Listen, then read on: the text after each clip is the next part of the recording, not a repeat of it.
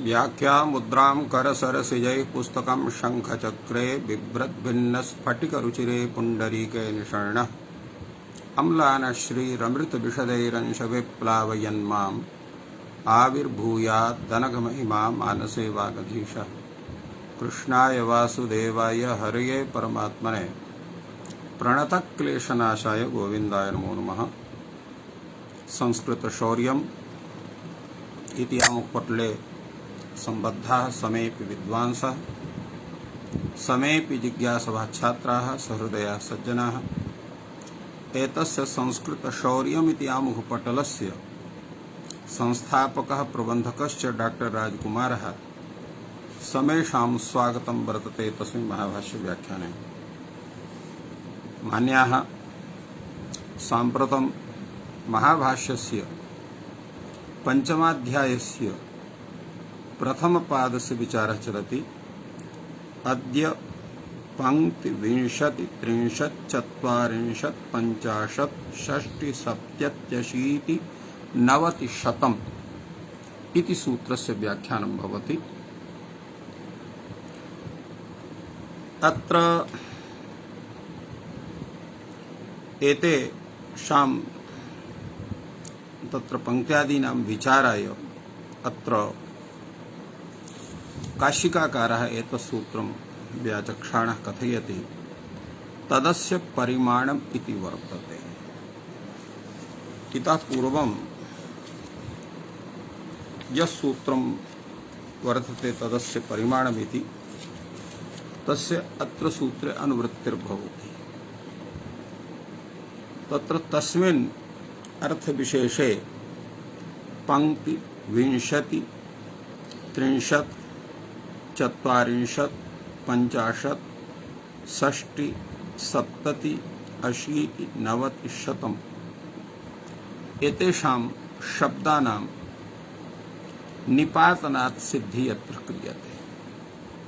अतएव अत्र काशिकाकारः कथयति पंक्त्यादयः शब्दाः निपात्यन्ते। निपातनानां प्रकृति प्रत्ययस्य परिकल्पनं क्रियते। तद्रीत्या एव तस्य साधुत्वम् अंगीक्रियते इति तात्पर्यं वर्तते। तस्यैव विषये काशिकाकारः कथयति यदि हि लक्षणेन अनुपपन्नं तत्सर्वं निपातनात् सिद्धं।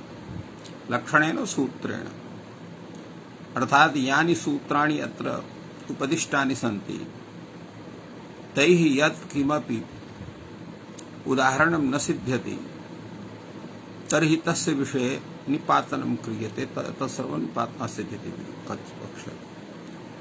अत्र पञ्चानां टिलोपः तिः प्रत्ययस्य। यदा अत्र पंक्ति इति तो पञ्चपरिमाणम् अस्य इति विषये अत्र पञ्चन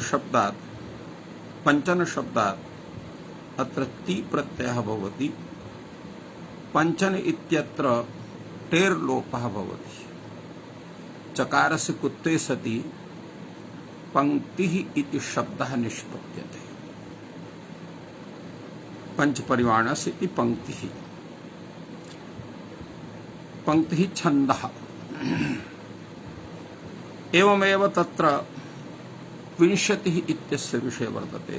द्वयोः दशतोर् विन् भावः। अत्र द्वयोः दशतोः इत्यर्थ द्वौ दशतौ परिमाणम् अस्य संघस्य इति विग्रहे अत्र द्विदश इति शब्दः वर्तते। तो द्विदश इति शब्दस्य स्थाने अत्र विन् भावः भवति। अर्थात् द्विदश इत्यस्थाने विन् इति आदेशः शति इति प्रत्ययः। तेन विन् घटकस्य नकारस्य अनुस्वारे कृते 20 इति रूपं जायते। एवमेव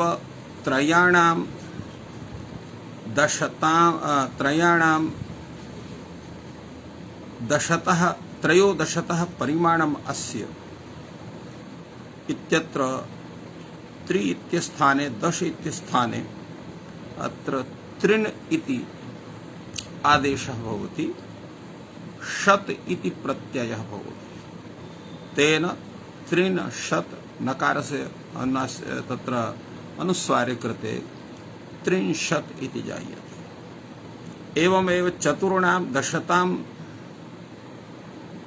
अत्र चत्वारिन् भावः भवति, अर्थात् चत्वारिन् इति आदेशः भवति, शत इति प्रत्ययः भवति। चत्वारः दशतः परिमाणम् अस्य इति विग्रहे अत्र चतुर्शब्दस्य दशशब्दस्य स्थाने अत्र चत्वारिन् इति आदेशः भवति, शत इति प्रत्ययः भवति, चत्वारिंशत् इति जायते। एवं पंचदशतः परिमाणम् अस्य इति विग्रहे पंचशब्दस्य दशशब्दस्य स्थाने अत्र पंच इति आदेशः भवति, पंचा इति आदेशः भवति, शत इति प्रत्ययः भवति, तेन पंचाशत् इति शब्दः सिद्ध्यति। पंचदशतः परिमाणस्य इति पंचाशत्। एवं षण्णां दशतां या तत्र षट् दशतः परिमाणम् अस्य इति विग्रहे अत्र षड्दश इत्यस्य स्थाने षट् इति आदेशः भवति, अत्र ति इति प्रत्ययः भवति। तकारस्य ष्टुत्वे सति षष्टि इति रूपं जायते। तेन शश इति आदेशः षण्णां तत्र षड्दशतः परिमाणम् अस्य इत्यत्र षड्दश इत्यस्थाने शश इति आदेशः, ति इति प्रत्ययः ष्टुत्वे षष्टिः इति रूपं भवति। एवमेव सप्तदशतः परिमाणम् अस्य इति विग्रहे सप्तदश स्थाने सप्त इति आदेशः भवति, ति प्रत्ययः भवति, तेन सप्ततिः इति रूपं जायते। एवं षष्ठानां दशताम् इति अत्र अष्टौ दशतः परिमाणस्य इति विग्रहे अष्टदशस्य स्थाने अत्र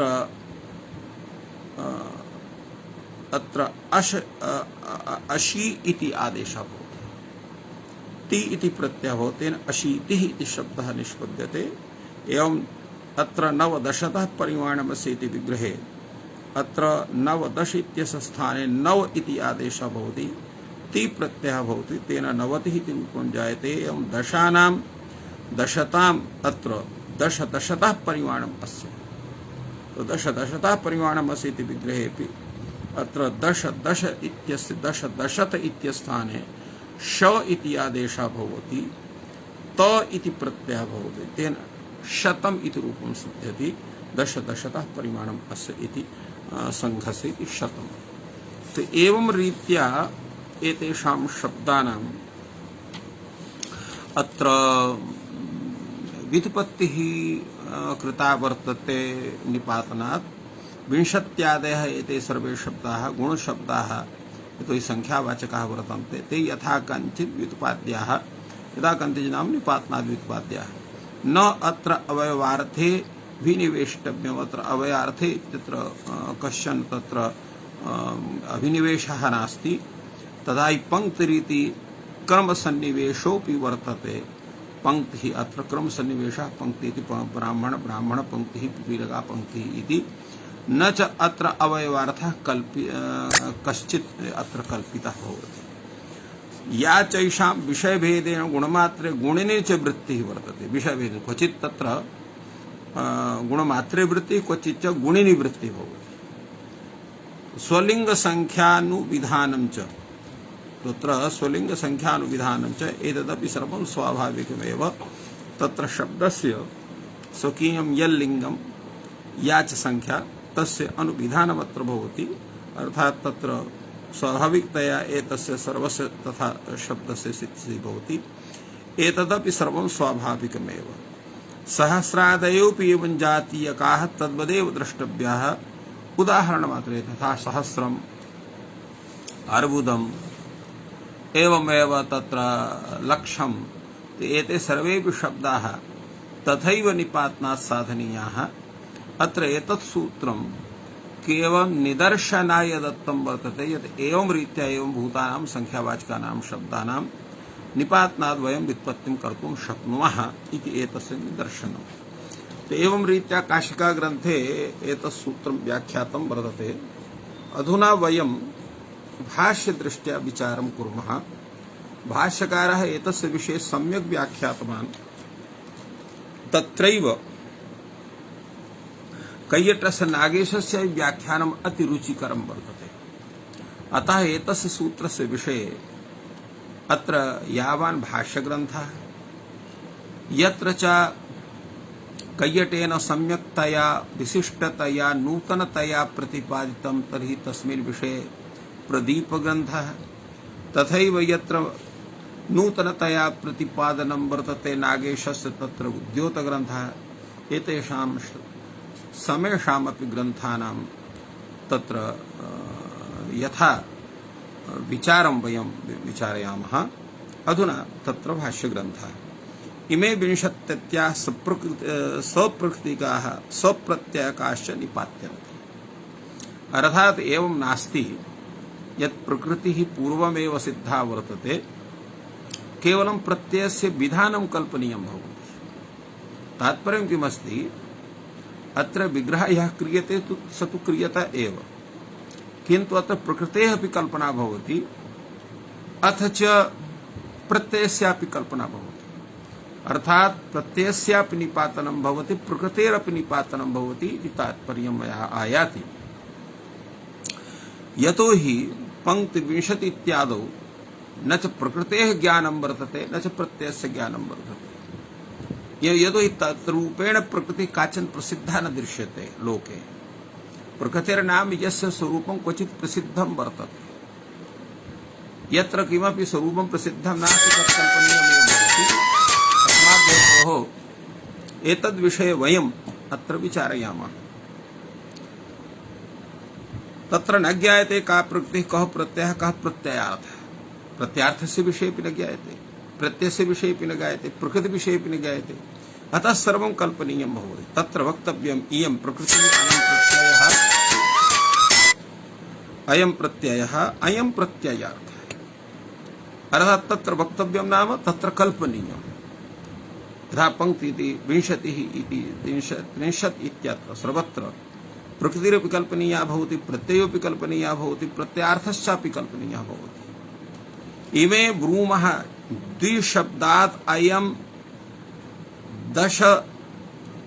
दश दथाभिधायिनः स्वार्थे शतिच प्रत्ययो निपात्यते विन भावश्च द्वौ दशतौ विंशतिः।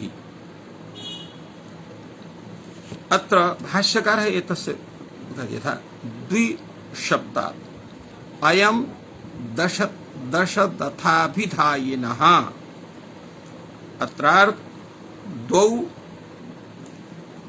दशतौ परिमाणम् अस्य इति विग्रहे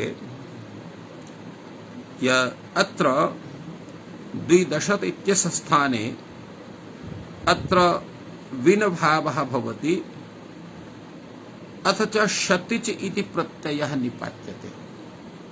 द्विशब्दात् अयं दश दथाभिधायिनः स्वार्थे शतिच प्रत्ययः भवति। स्वार्थे नाम प्रकृत्यर्थे।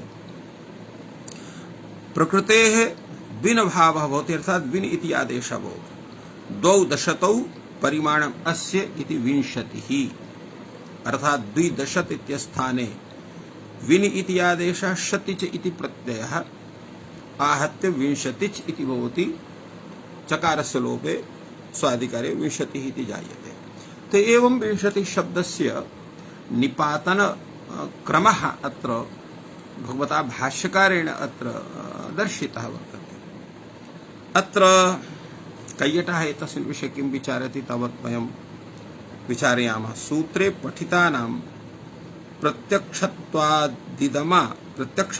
इदमा परामर्शः, अर्थात् इमे 20 अत्र इदं शब्देन पंक्ति 20 इत्यादीनाम् अत्र परामर्शः भवति, ज्ञानं भवति। परामर्शानां ज्ञानं परामर्श्यते, ज्ञायते वस्तुतत्त्वम् अनेन इति परामर्शः ज्ञानं।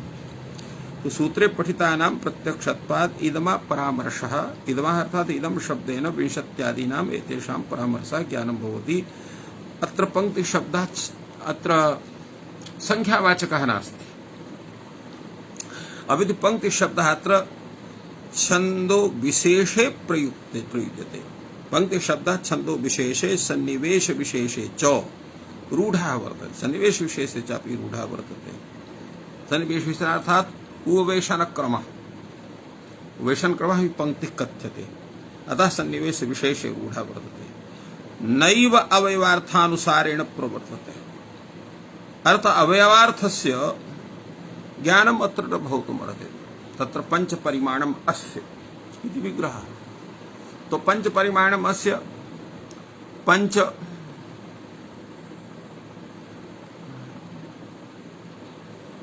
तो पंच परिमाणम अस्य इत्यस्य यस्य छन्दसः पंच परिमाणम अस्य अर्थात् तत्र पंच पादाः सन्ति। तो पंच पादाः परिमाणम अस्य इति विग्रहे अत्र पंक्ति इति शब्देन तत्र छन्दसः ग्रहणं भवति। पंच जनाः परिमाणम अस्य इति इत्युच्यमाने सन्निवेश विशेषस्य तत्र ज्ञानं भवति। तो इत्थं पंक्ति शब्दस्य यः प्रकृत्यर्थः वर्तते, यस्य प्रत्ययार्थः तस्य अधुना तत्र विचारः नास्ति। एतस्मिन् विषये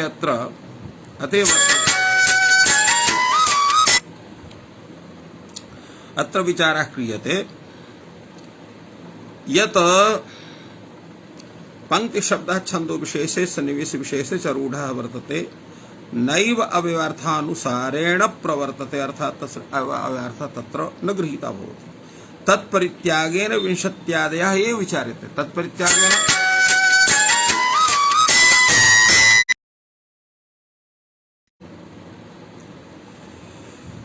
तो अत्रैव अत्र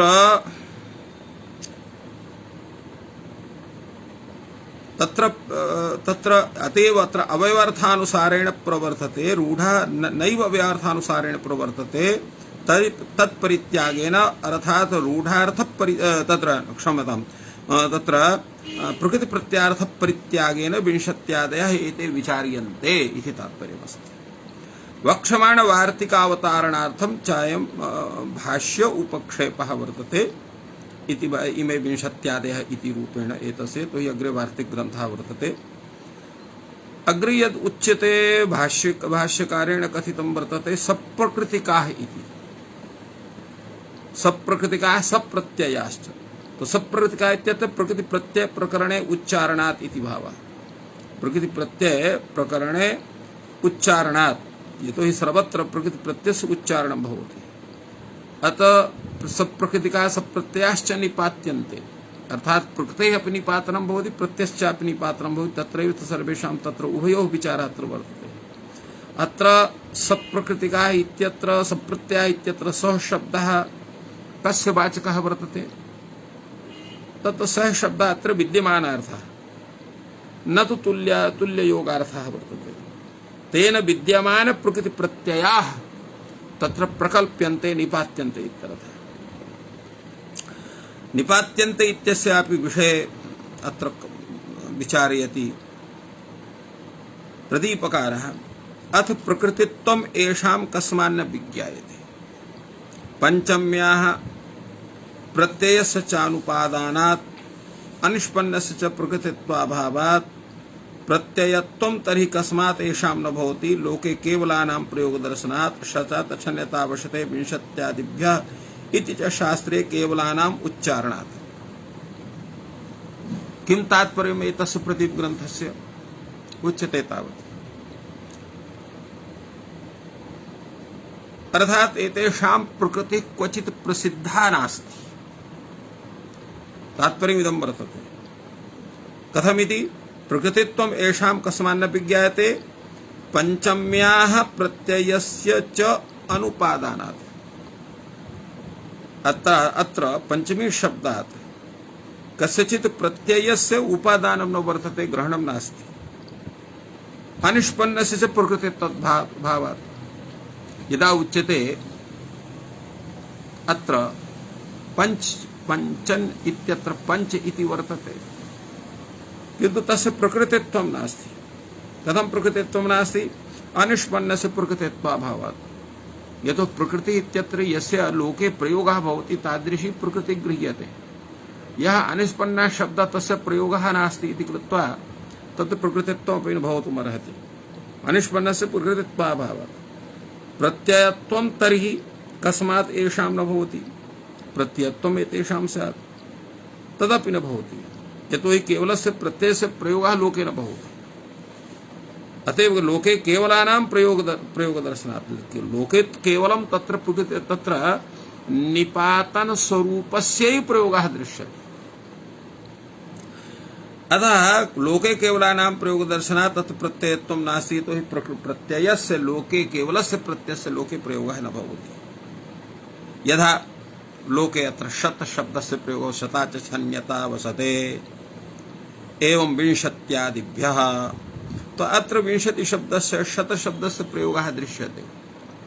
तत्र शत शब्दस्य प्रकृतित्वेन वा प्रत्ययत्वेन वा प्रयोगः नास्ति, निष्पन्नत्वेन प्रयोगः वर्तते। अस्माद् हेतुः एतेषां तथा प्रयोगः न भवितुमर्हति केवलानाम् उच्चारणात्। विधिनिपातनयोश्चायं भेदः यत्र अवयवः निर्दिश्यन्ते समुदायानुमीते सविधि। विधिनिपातयोः भेदः कः वर्तते, कः विधि किंच निपातनम्, तत्र उच्यते अत्र भेदः यत्र अवयवाः निर्दिश्यन्ते समुदायः अनुमीयते सविधिः। तात्पर्यं किमस्ति, यत्र प्रकृतिः अपि प्रसिद्धा वर्तते प्रत्ययश्च तत्र विधानं केनापि सूत्रेण भवति। अतः अवयवद्वयस्य प्रकृतिप्रत्यययोः अत्र प्रसिद्धिः वर्तते इति कृत्वा तत्र अपूर्वस्य शब्दस्य तत्र निष्पन्नस्य यत् परिकल्पनम् अनुमानं वा सः विधिः कथ्यते। यत्र तु समुदायः श्रूयते अवयवानां प्रतीतिर्नास्ति, एवं भूतः कश्चन रूढ शब्दः वर्तते। तत्र किं क्रियते, तत्र समुदायः न अनुमीयते अपितु अवयवाः अनुमीयन्ते। तो यत्र समुदायः श्रूयते अवयवाः अनुमीयन्ते तन्निपातनम्, यत्र च अवयवाः निर्दिश्यन्ते समुदायः अनुमीयते सविधिः इति विधिनिपातनयोः भेदः वर्तते। अयमेव भेदः। अत्र प्रश्नः यः पूर्वं कृतः वर्तते, यत्र का प्रकृतिः कश्च प्रत्ययः कश्च प्रत्ययार्थः इति विषये भगवता भाष्यकारस्य, तस्मिन् विषये अत्र कैयटः वदति प्रकृति प्रत्यय विशेष विषयः प्रश्नः, अर्थात का विशिष्टा प्रकृति। यतो हि सामान्य प्रकृति तत्र प्रसिद्धा वर्तते। यथा तत्र पंच परिमाणमस्य इत्यत्र पंच इति प्रकृतिः अत्र भवितुमर्हति, परिमाणमस्य इति अर्थः तत्र प्रत्ययार्थः अत्र निर्दिष्टः वर्तते। किन्तु यस्य प्रयोगः वर्तते तत्र तादृशी प्रकृतिप्रत्यय विशेष विषयः अत्र प्रसिद्धः नास्ति। तस्मिन् विषये अत्र जिज्ञासा वर्तते। प्रकृत्यर्थं तु न पृच्छति, प्रकृतौ विज्ञातायां तदर्थस्य विज्ञानात्। प्रकृत्यर्थ विषये अत्र प्रश्नः नास्ति, अपितु प्रकृति विषये प्रश्नः वर्तते। प्रकृति विज्ञाता चेत् स्यात् तर्हि तदर्थस्यापि तत्र ज्ञानं स्यात्। अतः प्रकृतौ विज्ञातायां तदर्थस्यापि विज्ञानात् कः प्रत्यार्थः, अर्थात् लोके विंशत्यद्यानां संख्या संख्ये च प्रयोगो दृश्यते तत्र लौकिकार्थान् गुणकं प्रत्ययार्थम् आश्रित साधुत्वाय येषाम् आख्यानं क्रियते इत्येवं कैयटः एतस्य विषये व्याख्याते।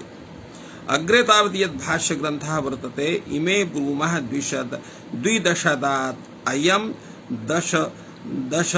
दशदथाभिधायिनः स्वार्थे श्रुति च प्रत्ययः निपातते।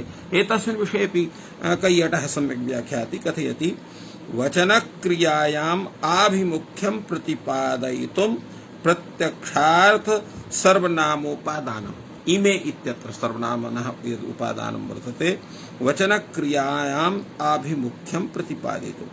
अत्र वचन क्रिया, तो वचनक्रियायाम् आभिमुख्यं तस्य प्रतिपादयितुम्। अत्र प्रत्यक्षार्थ प्रत्यक्षार्थम सर्वनामोपादानम् अत्र अयं तत्र वचनक्रियायाः आभिमुख्यम् अत्र प्रत्यक्षं वर्तते इति प्रत्यक्षार्थं सर्वनामोपादानम् इमे ब्रूमः इति एवं रूपेण वचनमात्रं च इह विवक्षितम् न तु कर्तृभिप्रायं क्रियाफलम् अत्र केवलं वचनमात्रं हि विवक्षितं वर्तते कर्तृक्रियाफलम् अत्र विवक्षितं नास्ति इति कृत्वा अत्र आत्मनेपदं न भवति।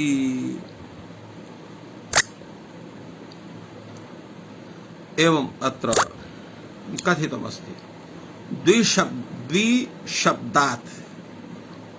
द्विशब्दात् अर्थात दशद वर्ग लक्षण संख्ये वाचिनः इत्यर्थः। दशद वर्ग लक्षण संख्ये वाचिनः द्विशब्दात् समुदाय च निपात्यमाने नान्तरीयकम अवयवानां निपातनम् इति प्राभिप्रायेण शतिच प्रत्ययः निपात्यते इत्युच्यते। अर्थात् समुदायस्य यदा निपातनं भवति तर्हि अवयवानां निपातनं नान्तरीयकतया भवति।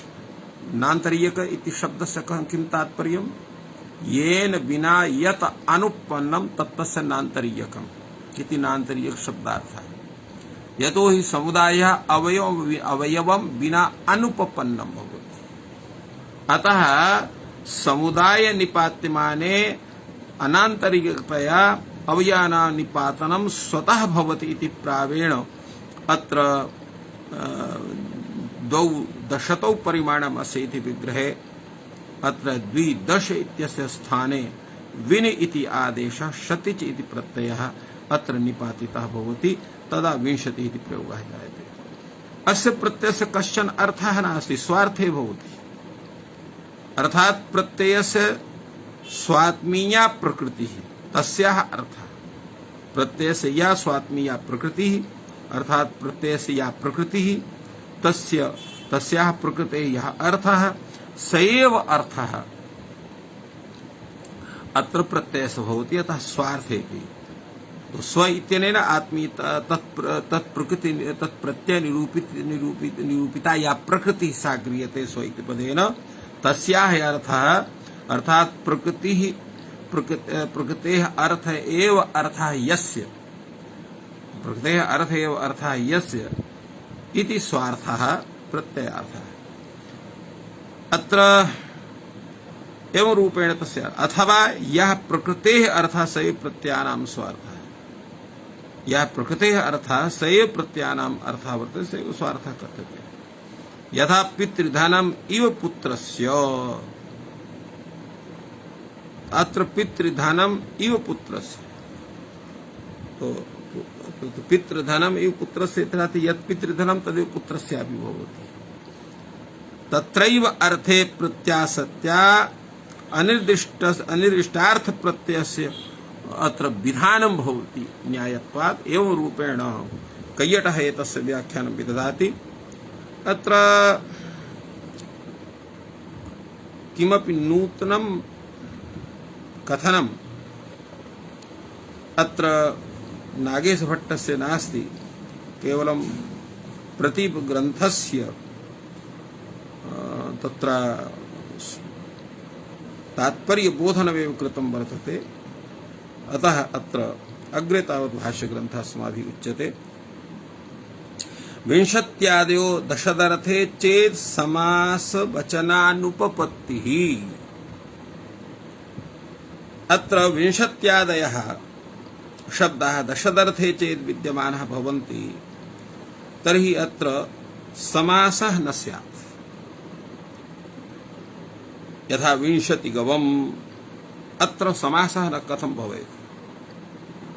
यतोहि 20 दशदर्थे वर्तन्ते, तत्र समासः कथं भवतु? समासः न उपपद्यते 20 गमम् इत्यादिशे। 20 अत्र 20 गवम् इति कथं स्यात्? 20 गवां समाहारः इति 20 गवम्। अत्र कथं समासः स्यात्? किं कारणं? द्रव्यम् अनभिहितं तस्य अनभिहितत्वात् षष्ठी प्राप्नोति। तो द्रव्यम अनभिहितं भवति। यदा दशदर्थे वर्तते तर्हि अत्र समासः कथं न स्यात्, द्रव्यम अनभिहितं भवति, तस्य अनभिहितत्वात् तत्र षष्ठी प्राप्नोति। षष्ठ्यन्तं च समासे पूर्व निपतति। यदा षष्ठ्यन्तास तो गवां विंशतिः, तो गोविंशतिः इति प्रयोगः स्यात्। गवां विंशतिः इति गोविंशतिः इति प्रयोगः स्यात्। यतो गवाम् इति षष्ठ्यर्थम्, तो विंशतिः गवाम् इति विंशतिः गवाम्। अत्र गवां विंशतिः इति स्यात् चेत् तर्हि षष्ठ्यन्तस्य गवाम् इत्यस्य पूर्वनिपातपत्तिः स्यात्, गोविंशतिः इति प्रयोगः स्यात्। षष्ठ्यन्तं च समासे पूर्वनिपतते, तत्र गोविंशतिः इति प्राप्नोति। न चैवं भवितव्यं गोविंशतिः, किन्तु गोविंशतिः इति न प्रयोगः भवति। भवितव्यं च विंशतिगवम्, किन्तु तन्न सिद्ध्यति। यह च 30 पूली 40 पूली, अत्र समानाधिकरण लक्षण समासः न प्रवक्तव्यः। 30 पूली इत्यत्र एवं 40 पूली इत्यत्रापि न स्यात्। तर्हि अत्र किं करणीयम्? वचनं च विधेयम्। विंशतिः अत्रात् पंक्ति 20 40 इति वचनं विधेयम्, तत्र निपातनात् तस्य सिद्धिः करणीया। द्वित्वात् दशतोर्द्वयोर् द्विवचनम्, द्वित्वात् दशतोर्द्वयोः द्विवचनम्, अर्थात् द्वयोः तेन द्वयोः माने द्वौ दशतौ परिमाणम् अस्य एवं रूपेण तत्र द्विवचनं भवति। अथवा द्वित्वात् दशतोः अत्र द्वयोः द्विवचनम् इति द्विवचनं प्राप्नोति, तो विंशतिः इति स्यात्, द्विवचनस्य प्रयोगः स्यात्। एतद् विषयेपि कैयटः सम्यक्तया प्रतिपादयति। समासवचनानुपपत्तिः इति प्रतीकमादाय अत्र कैयटः कथयति इष्टयोः समासवचनयोः अनुपपत्तिः इत्ययम् अर्थः विमत्तः। इष्टयोः समासवचनयोः, ये समासवचने अभिमते तयोः अनुपपत्तिः इत्यर्थः। न हि समासमात्रं वचनमात्रं वा न सिद्ध्यति एव नास्ति। विंशतिगवम् इत्यत्र विंशति शब्देन द्वयोः दशतोः अभिधानम्, न तु दशत संबंधिनां द्रव्याणाम् अभिधानं वर्तते। अर्थात् संख्यायाः अभिधानं वर्तते, संख्यस्य अभिधानं नास्ति। ततश्च दशदपेक्षया गवां व्यतिरेकोपजननात् अत्र षष्ठी स्यात्, तो षष्ठ्या भाव्यं गवां विंशतिः इत्येव रूपं तत्र स्वरूपं स्यात्। ततः समानाधिकरण पद निबंधनात् द्विगु समास अप्रसंगः। यतो यत्र समानाधिकरण पद निबंधनं न भवति, तो समानाधिकरण निबंधन द्विगु समास अप्रसंगः। यदा गवां विंशतिः इति प्रसंगः, विंशतीनां गवां समाहारः यदा उच्यते तदा द्विगु समासः भवति। किन्तु गवां विंशतिः अत्र यदा विंशति इति शब्दः, यतो हि विंशतीनां गवां समाहारः इति तत्र द्विगु समासः तदैव स्यात् यदा विंशतिः शब्दः द्रव्यवाचकः स्यात्। यदा गुणवाचकः वर्तते तर्हि गवां विंशतिः इति प्रयोगः स्यात्, तत्र षष्ठी स्यात् इति विषयमादाय अत्र चर्चा क्रियते। विंशति शब्देन द्वयोः दशतोरभिधानं न तु 10 संबंधिनां द्रव्याणाम् अभिधानं वर्तते। अस्मात् हेतोः अत्र दशदपेक्षया गवां व्यतिरेकोपजननात् अत्र षष्ठी करणीया भवति गवां विंशतिः इत्येव रूपेण। ततः समानाधिकरण बंधन द्विगु समासः न भवितुमर्हति। गवां विंशतिः स्यात् तर्हि उत्सर्जनं पूर्व इति सूत्रेण अत्र षष्ठ्यन्तस्य गो शब्दस्य अत्र पूर्व प्रयोगः स्यात्, तेन गोविंशतिः इति प्रयोगः भवितुमर्हेत्, न च विंशति तत्र विंशति गवम् इति। गुणेन षष्ठी न समस्यते इति प्रतिषेधः संख्यायाः न भवति। तत्र प्रश्नः भी जायते यदा यत्र गुणवाचकः विंशति शब्दः स्यात् तर्हि समासः कथं स्यात्? यतोहि यत्र षष्ठी समासस्य निषेधः स्यात् तदा उच्यते गुणेन षष्ठी न समस्ये। गुणेन षष्ठी न समस्येति प्रतिषेधः यद्यपि वर्तते किन्तु सः प्रतिषेधः संख्या विषये न भवति। क्रोश शतयोजन शतयोः इति वार्तिक वचनाच्च इति वार्तिक वचनमपि वर्तते। तो एवं अत्र अयं विचारः दर्शितः। अग्रे तावत् यः ग्रन्थः वर्तते द्विवचनं प्राप्नोति।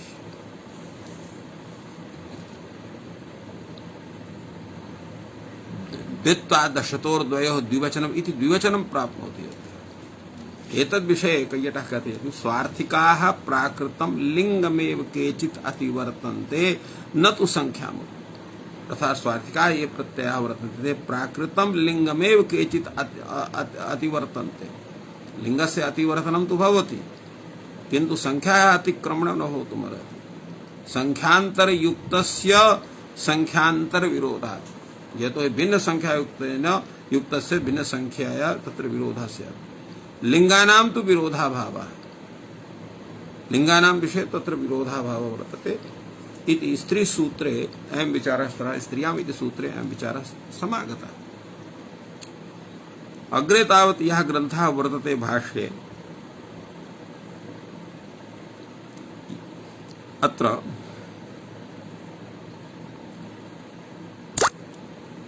ग्रन्थः अस्ति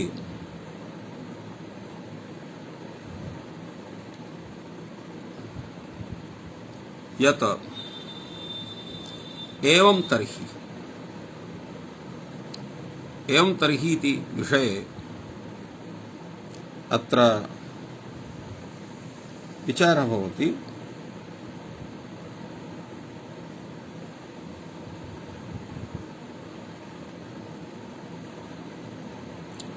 तत्र उच्यते तदस्य परिमाणम् इत्यधिकारात् परिणामोपाधेः संख्यायाः अस्य इति परिणामिनि प्रत्ययः परिमाणी च द्विविधः भवति। द्रव्यसंघातः भिन्नानि वा द्रव्याणि तत्र संघातस्य एकत्वात् विंशतिः इति एकवचनं सिद्ध्यति। द्रव्याणां परिमाणित्वे तु विंशतिगवं त्रिंशत् पूली इत्यत्र सामानाधिकरणात् समासविधिः। अतः तत्र विंशतीनां गवाम् एवमेव तत्र अन्यत्र विषये पूलीनाम् इति विषयेपि त्रिंशत् पूलीनाम् इत्यादि एव रूपेण तत्र स्वरूपं स्यात्। अर्थात् यदा एते विंशत्यादयः शब्दाः यदा द्रव्यबोधकाः तदा समानाधिकरणं भवति। यदा गुणवाचक अर्थात् संख्यावाचकः भवन्ति तदा समानाधिकरणं न भवति इत्यर्थः। अग्रे तावत् भाष्यकारः अत्र प्रतिपादयति एवं तर्हि परिणामिनि विंशत्यादयो भविष्यन्ति। अर्थात् विंशत्यादीनां शब्दानां प्रयोगः यः वर्तते सः परिमाणिनि अर्थात् यस्य परिमाणं क्रियते द्रव्यम् इत्यर्थः द्रव्ये भवति। एवं तर्हि परिणामिनि विंशत्यादयः तत्र भविष्यन्ति अर्थात् परिणाम्यर्थे एतेषां स्वरूपं स्यात्। पुनः तत्र वार्तिकारः कथयति परिमाणिनि चेत् पुनः स्वार्थे प्रत्ययविधानं। यदा परिमाणिनि भवति तर्हि प्रत्ययविधानं भवति तस्वार्थे स्यात् प्रत्यर्थे एव स्यात्। परिणामिनि चेत् पुनः स्वार्थे प्रत्ययविधानं परिणाम चेत् पुनः स्वार्थे प्रत्ययः विधेयः विंशकः संघः एवं रूपेण अत्र स्यात्। द्वौ दशतौ परिमाणं यस्य स संघः विंशतिः इति विधीयते। तत्र विंशतिः परिमाणं यस्य संघस्य इति संघान्तरस्य परिणामिनः असंभवात् अत्र विंशति शब्दात् अत्र कन् प्रत्ययते विंशकः इति रूपं जायते। विंशकः संघः इति भवति। विंशत्रिंशद्भ्यां ढ्वोन संज्ञायाम् इति सूत्रेण अत्र ढ्वोन प्रत्ययः स्वार्थे वक्तव्यः। ननु यदा द्रव्याणि परिणामीनि विंशति शब्दाभिधेयानि तदा संघे परिणामिनि प्रत्ययः सिद्ध्यति। एवं विंशतिर्गावः परिमाणम् अस्य इति विंशकः संघः इति प्रयोगः भवति। एवं तर्हि विंशति शब्देन संघस्य अभिधानं प्राप्नोति। न च इष्यते विंशतिः गोसंघः। तस्मात् यदा संघे परिणामिन विंशत्यादयः निपात्यन्ते तदा तत्र तेषां केवलानां प्रयोगः मा भूत् इति पुनः स्वार्थे नित्यं प्रत्ययः विधेयः। एवं अत्र विचारः कृतः वर्तते। अग्रे तावत् वार्तिकमस्ति। अत्र षष्ठी वचन विधि, षष्ठी वचन विधि इति वार्तिक ग्रंथः। षष्ठी च विधेया गवां विंशतिः द्रव्यम अभिहितं तस्य अभिहितत्वात् षष्ठी न प्राप्नोति। अभिहितत्वात् षष्ठी न भवति किन्तु प्रथमा भवति। एकवचनं च विधेयं विंशतिः गावः। एकवचनम् अत्र विधेयं विंशतिः इत्यत्र। तो एवं अग्रे तत्र उच्यते द्रव्यम अभिहितं तस्य अभिहितत्वात् षष्ठी न प्राप्नोति। गवां विंशत्यत्र द्रव्यम अभिहितं भवति, षष्ठी अनभिहिता वर्तते। एक वचनं च विधेयं विंशतिः गावः इति एक वचनं विधेयं भवति। गोभिः सामानाधिकरणात् बहुषु बहुवचनम् इति बहुवचनं प्राप्नोति। गोभिः सामानाधिकरणात् बहुवचनम् इति बहुवचनं भवतु। तेन तो तेन अत्र किं करणीयं भवति? गोभिः सामान्यतः बहुषु बहुवचनम् इति बहुवचनं प्राप्नोति। तो एवं एतस्य सूत्रस्य अग्रेपि भूयान् विचारः वर्तते। अतः अत्र समयस्य न्यूनत्वात् अत्रैव विरम्यते। सर्वेभ्यो नमः। जयतु संस्कृतं, जयतु भारतम्।